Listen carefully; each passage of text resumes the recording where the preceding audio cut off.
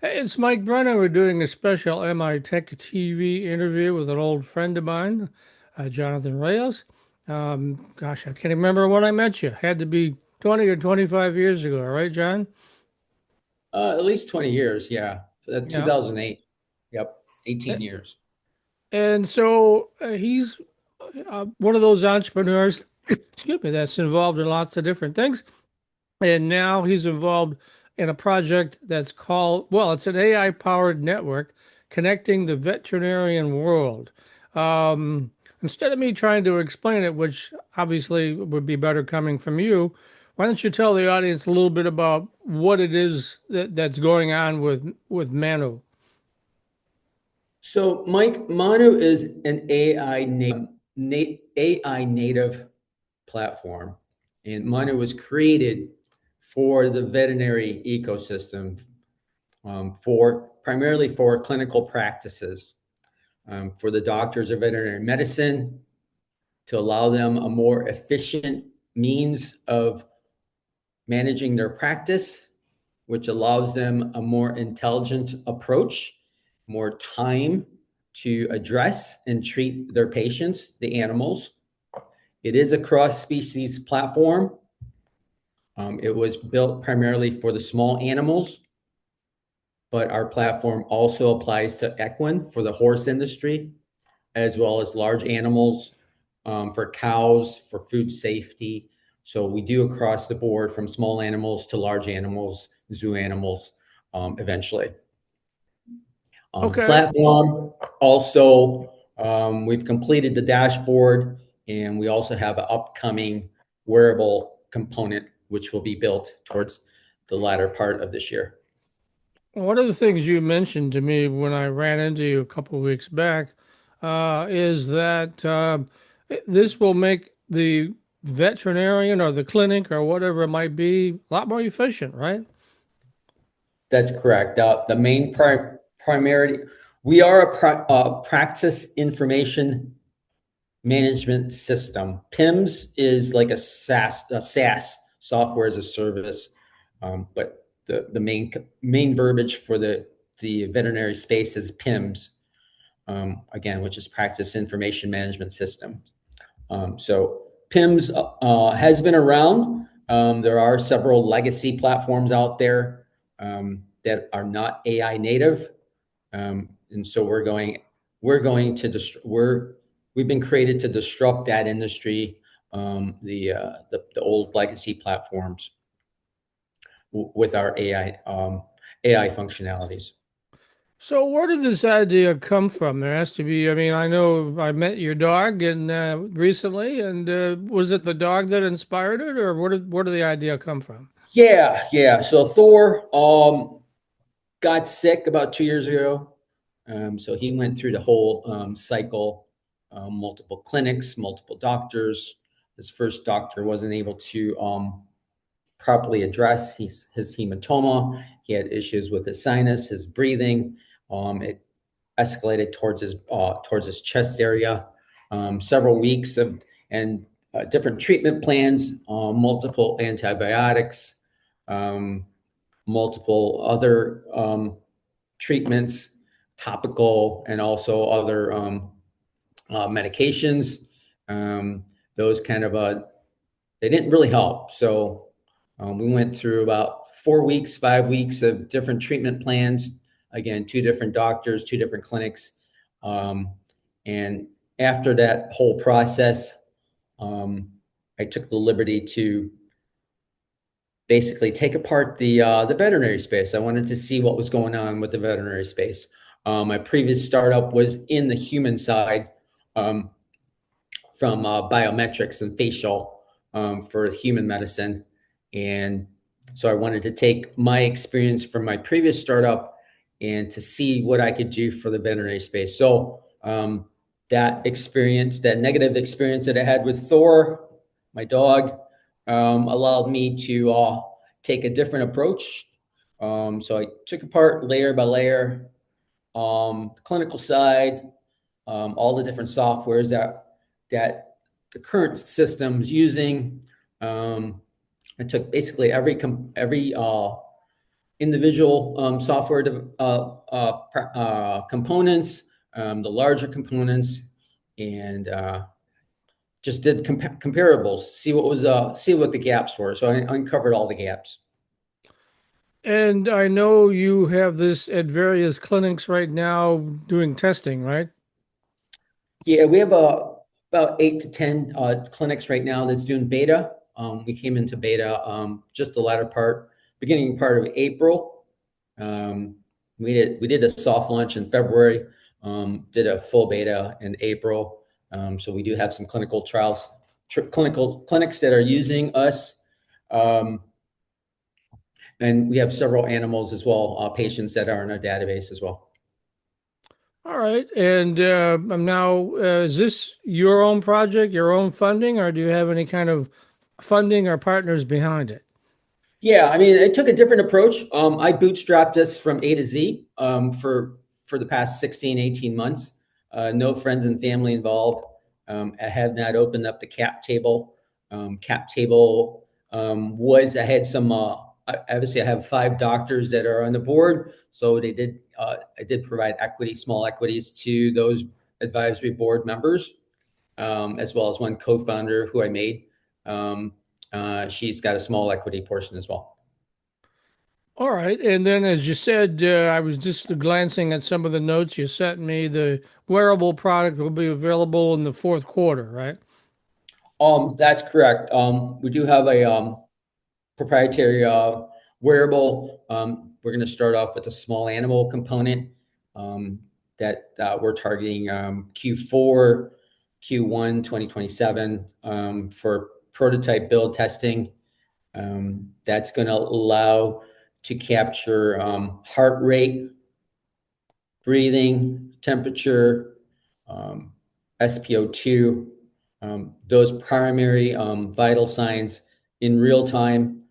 Those are going to be driven straight to the dashboard to all the clinics.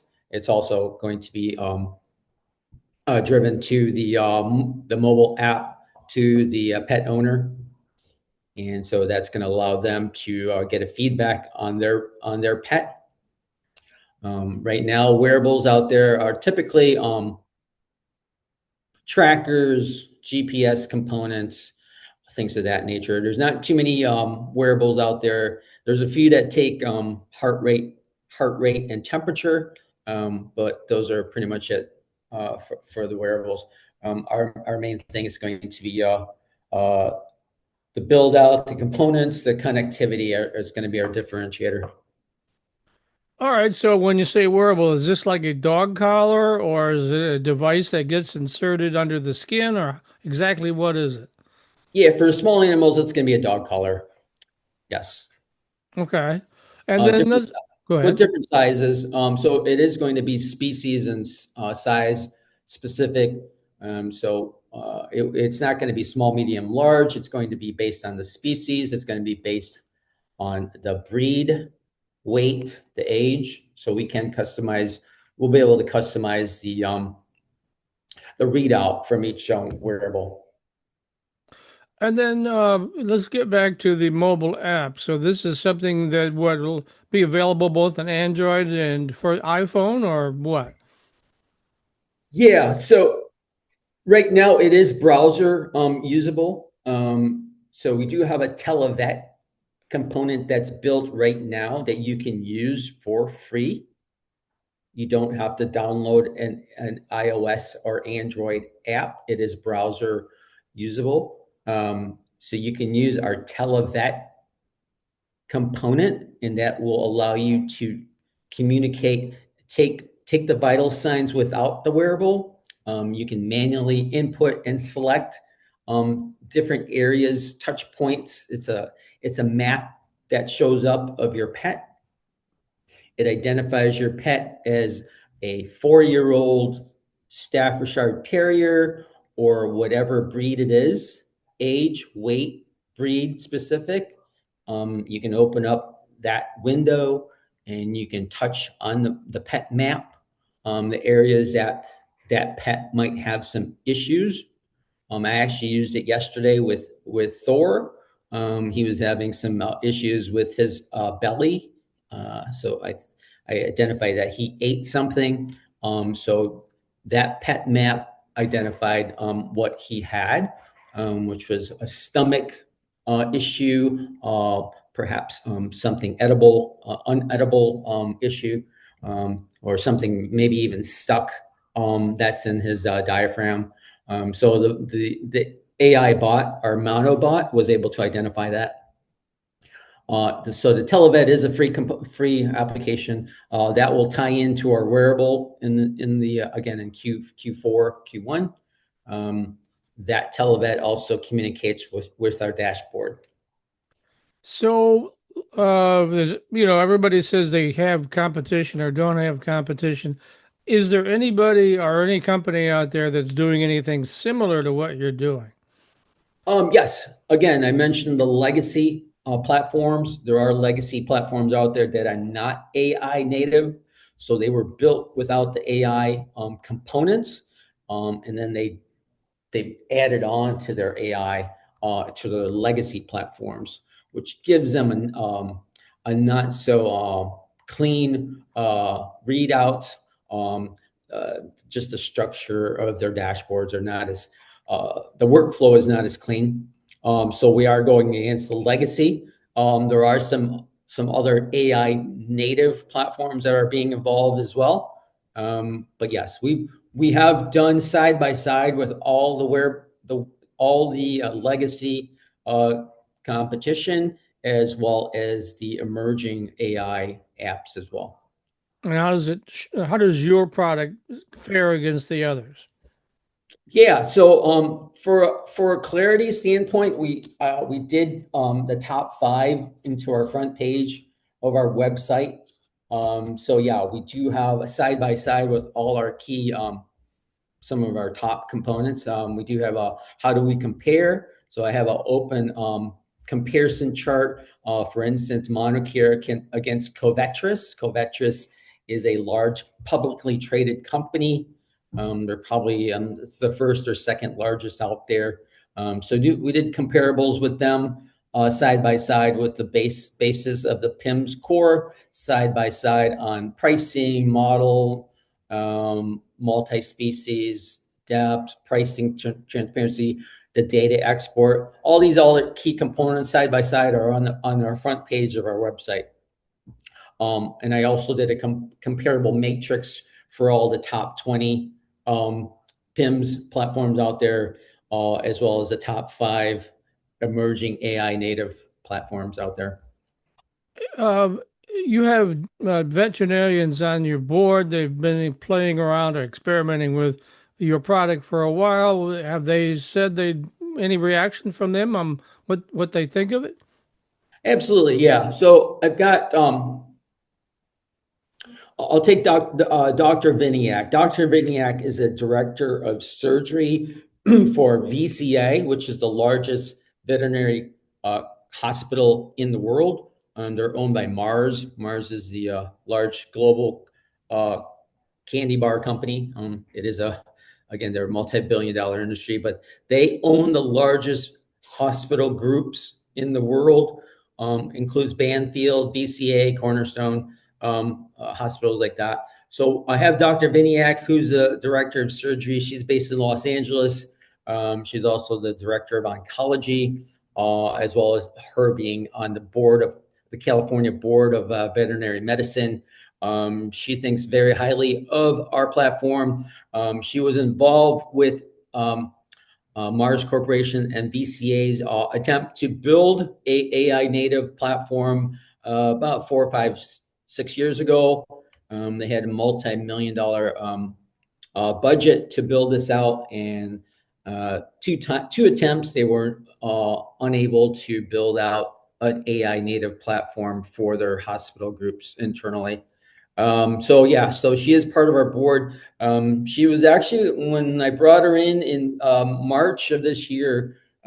She was actually surprised with how it was built out and how much components and workflow we had built out. Um, so um, with that said, their budget for Mars Corporation for what Manu has, they had a budget of $8 to $12 million for their build out. And again, they were not able to build it out. Is a potential that they might partner with you going forward at some point? Is that your? Um, Probably not in the immediate future. Manu was built for the independent veterinary space. The VCAs and the band fields, they're using 3 to 4 different platforms externally. It is they're kind of like a Ford, General Motors, where they're using tier 1, tier 2 providers for their platform. So yeah, Manu was built again for the independent 1 to 12 doctor practitioners that independently own practices, and we'll be able to roll it out much easier on the independent scale. And pricing is probably too early to talk pricing, or is it? No, we created an open core pricing where our baseline PIMS is free. And then our use case for the doctors and clinics, they only get billed for when they use AI. So the AI components. So when I say the baseline PIMS, the top 5 legacy platforms, they typically bill anywhere from $5,000 to $10,000 typically per month on their PIMS platform. We're offering our baseline PIMS for free. Okay. And then if they use the AI, what's the price then? Is it just per use or flat rate or what? We have a variety of pricing structures. You can do you can build your wallet. You can go pay per use for each individual AI component, or you can do a starter pack, growth pack, or a clinical pack, and those start at $50 to $200. Or you can do I did build out a custom feature on our website, which you can find your optimal tier. You can select how many doctors are in your practice, and you can automatically select that. You can select how many patients per visit per month. You can select whether it's a balanced mix or a high complexity type platform clinic. And then you can also select how many DVM hours per week are using documentation. So I've got all these different components. It's an automated practice estimate that's built into our front end of our website, and that'll give you the exact quote right there and then. All right. So sounds interesting. Sounds promising as well. So why don't you tell folks about your website, how they can get there and check it out? Absolutely. Mike, our website is Manu, MANU hyphen INC.com. And yeah, it's we are based in Ann Arbor as well as Royal Oak, Michigan. We are a public benefit corporation, and our mission is to share our platform from an ethical AI standpoint, and to share our technology with organizations. Um, uh, uh, from a mission standpoint, we prioritize animal welfare and health of the veterinary community from a financial growth perspective. All right. And is the the mobile app will be available to the public in the fourth quarter?